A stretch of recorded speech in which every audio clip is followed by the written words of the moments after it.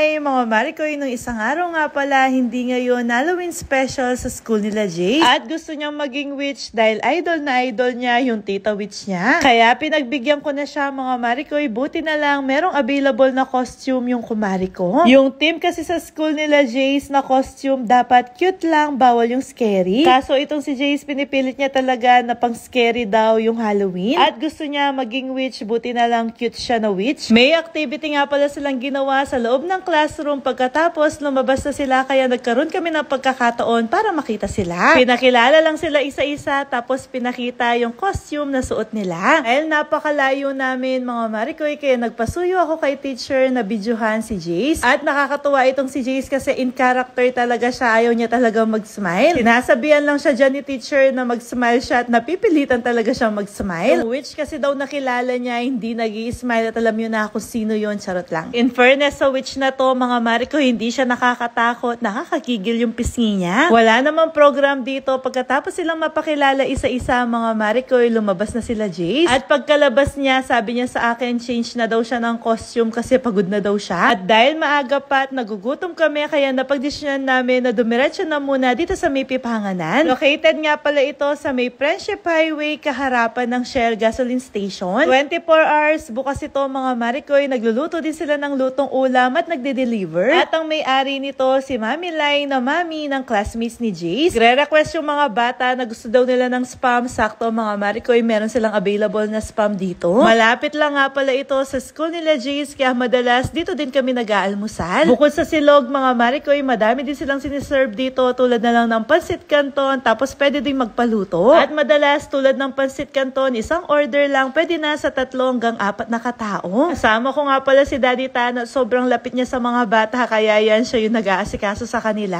Habang kumakain kami mga Marikoy, takbuhan yung mga bata, napakagulo nila. Pagkatapos namin kumain dito, umuwi na din kami at sobrang na-miss ni Jay si Ice kaya kagad kinarga niya at nilalaro niya. Makasarap din may aso sa bahay, parang nagkaroon talaga kami ng bagong baby. Tapos itong si Jay, sinasama niya si Ice sa lahat ng mga ginagawa niya. Today nga pala mga Marikoy, nakaschedule ako na mag-grocery ako. Ako lang dapat mag-isa mga Marikoy pero itong si Daddy Tano sama ng sama sa akin. Kaya ang ending, inintay ko pa siya na matapos mag-ayos. Hindi na nga pala namin sinama si Jace kasi ayaw niyang sumama mga Marikoy. Gusto niyang magstay sa bahay kasama si Ice. Sakto din, nasa bahay pa si Ate Christine mga Marikoy kaya may magbabanting sa kanila. Sa mga hindi pa po nakakaalam, 3 buwan na kaming may kasama sa bahay. Stay out siya pero napakalaking tulong sa amin mga Marikoy. Tulad ngayon, naiiwanan namin si Jace. Gustong gusto din kasi siya ni Jace. Nakikipaglaro kasi siya kay Jace. Anyway, nakita ko nga pala itong buy one take one. 2,000 lang mga Marikoy, 2